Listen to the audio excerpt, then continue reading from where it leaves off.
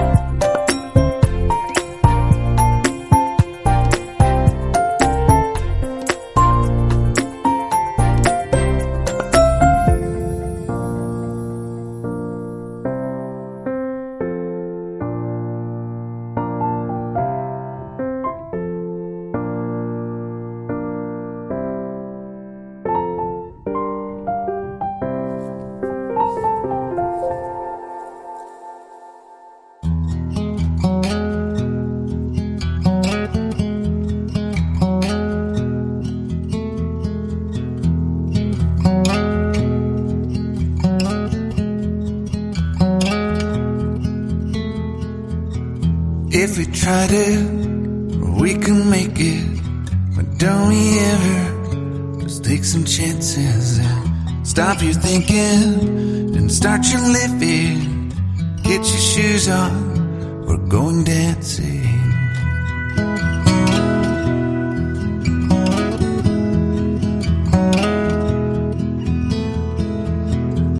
ये second design का final result है। Hope you like it. But I know you got one, but there's no hurry. The lights calling in the van we're driving to Austin.